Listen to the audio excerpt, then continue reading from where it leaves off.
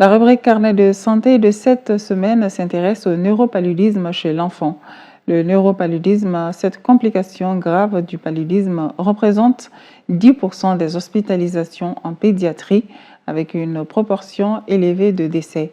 Quelles peuvent être les séquelles et les complications liées à cette maladie? Le professeur Boubacar Togo, chef du service pédiatrie du CHU Gabriel Touré, donne des éléments de réponse dans ce reportage de Aïssata Traoré et de Bakoroba Nyari.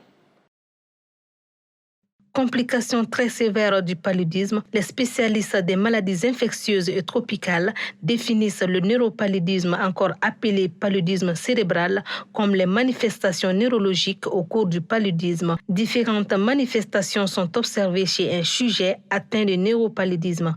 De façon générale, comme je l'ai dit, vous avez la fièvre, vous avez les signes neurologiques, nausées, vomissements.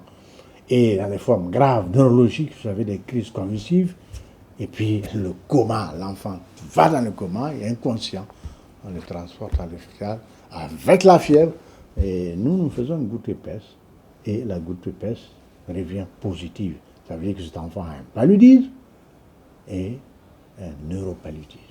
Bien que touchant toutes les tranches d'âge, le neuropaludisme est responsable d'un taux très élevé de mortalité chez les enfants. L'Organisation mondiale de la santé estime que cette pathologie tue chaque année jusqu'à 100 000 enfants de moins de 5 ans. Le service de pédiatrie du CHU Gabriel Touré ne fait pas exception. Mais la mortalité la plus élevée s'observe dans la tranche d'âge 2 à 5 ans. Le paludisme, surtout le neuropaludisme, ça fait 10% de létalité ici en pédiatrie. L'ensemble des cas de paludisme, c'est 20% de létalité et le paludisme grave, ça fait 10% de létalité. En termes de consultation, le paludisme arrive en deuxième position des consultations, toutes les consultations qui se font au département de pédiatrie de Gabriel Touré. Deuxième position après les infections respiratoires aiguës. Nous hospitalisons, nous consultons à peu près 20 000 patients par an, 20 000 à 30 000 consultations par an. Et le paludisme arrive en deuxième position de ces consultations. Le paludisme fait à peu près 13% de l'ensemble des consultations. Donc, vous faites le calcul, vous voyez que c'est énorme. Et puis, la saison des pluies, c'est la période où le pic de fréquence se fait voir. Et la natalité, c'est-à-dire la mortalité liée au paludisme, est très élevée pendant cette période-là. Nous avons des décès, 8 décès, voire 10 décès par jour. Donc, une mortalité très élevée. Les cas de complications du neuropaludisme sont nombreux, selon le professeur Togo. Des complications qui se soldent le plus souvent par le décès du patient, précise le pédiatre. Les complications sont très nombreuses. Bon, ici, ça relève du spécialiste. Mais ce qu'il faut savoir pour le public, c'est qu'il y a des convulsions, des crises convulsives et un coma. Ces complications neurologiques, c'est-à-dire qu'il y a une atteinte du cerveau. Si le cerveau ne fonctionne plus bien, vous voyez, les conséquences sont graves. Vous pouvez avoir des troubles de la glycémie, les hypoglycémies qui peuvent aussi tuer, les troubles acido-basiques. Après, il y en a d'autres.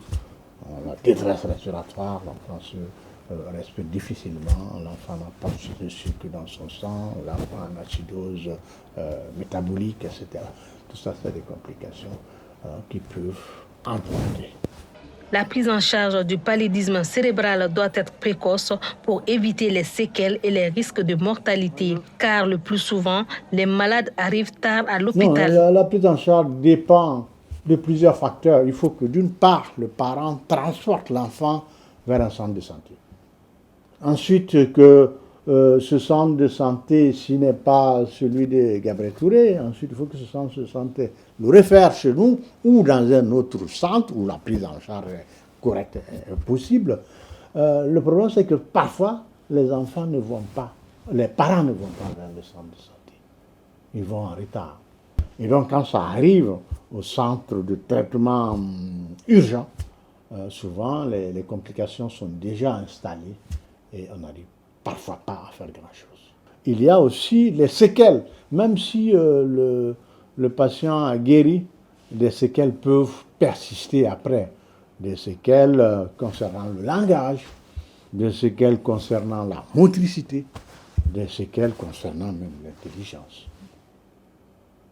Ces séquelles sont possibles après un neuropaludisme, après un paludisme grave. La prévention constitue le seul moyen d'éviter cette maladie, selon le professeur Togo. Elle passe notamment par des pulvérisations intradomiciliaires avec des insecticides, l'utilisation des moustiquaires imprégnés, éviter les eaux stagnantes, surtout pendant la saison des pluies, et la chimioprophylaxie saisonnière qui consiste à l'utilisation préventive de médicaments pour empêcher qu'une personne en bonne santé en contact avec un malade soit contaminée.